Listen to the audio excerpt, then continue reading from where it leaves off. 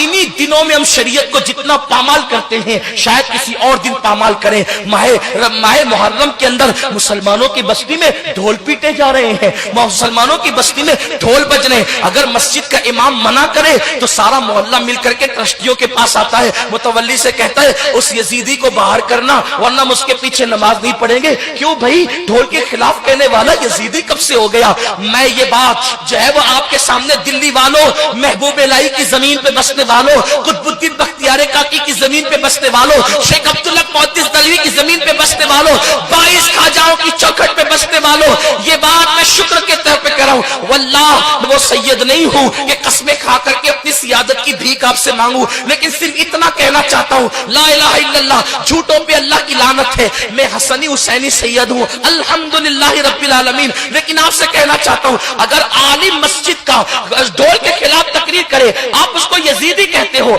अगर हिम्मत है तो मुझे भी यजीदी कहना। मैं हसन और हुसैन की औलाद में हूं, अल्हम्दुलिल्लाह। लेकिन आपसे बस इतना कहना चाहता हूं, इतना पूछना चाहता हूं, आप ढोल बजाने को हुसैनियत तसव्वुर करते हैं, आपसे पूछना चाहता हूं, आखिर खैमे हुसैन में ढोल कब बजा था? जब अली अकबर की शहादत हो रही थी तब ढोल बजा था, अली असगर की शहादत हो रही थी तब ढोल बजा था, कासिम के लाश में घोड़े दौड़ाए जा रहे थे तब ढोल बजा था, बीबियों की चादरें छीनी गई थी तब ढोल बजा था।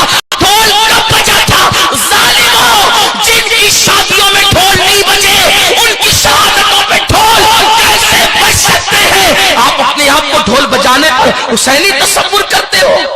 ढोल तो दमिश्क में बज रहे थे, ढोल तो दमिश्क में बज रहे थे। और सुनो, अगर शहादत हुसैन पे ढोल बजाने का इतना ही शौक है तो फिर बजाना, खुशी से बजाना, लेकिन उससे पहले एक शर्त है, जब तेरे 18 साल के बेटे का जनाजा उठे उस वक्त ढोल बजाना, उसके बाद अली अकबर की शहादत पे ढोल बजाना।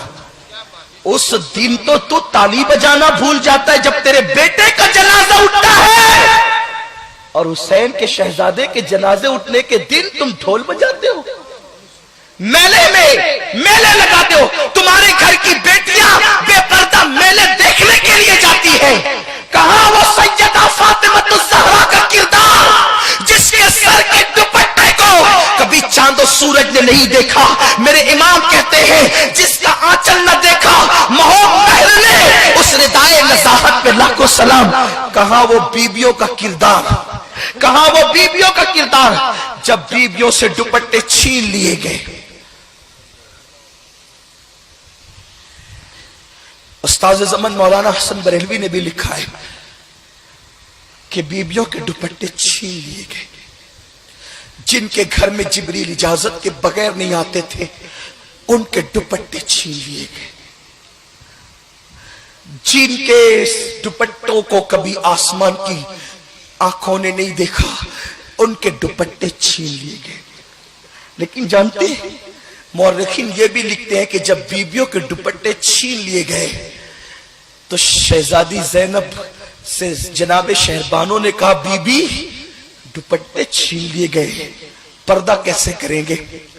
तो बीबी ज़ैनब ने कहा था, ए नबी के घर की बेटियों और बहुओं, कल तक दुपट्टे से चेहरा छुपाते थे, अब दुपट्टे छीन गए हैं तो कुदरत ने तुम्हें बड़े बाल इसलिए अता किए हैं कि अपने बड़े बालों को पीछे से आगे की तरफ कर लो और अपने चेहरों को छुपा लो, अपने चेहरों को छुपा।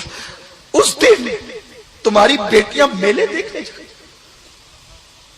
हुसैनी हो तुम्हारी बेटियां उस दिन नाच देखने जाती, तुम्हारी घर की औरतें बेपर्दा घरों से क्या गुजरती होगी इमाम हुसैन के दिल पर।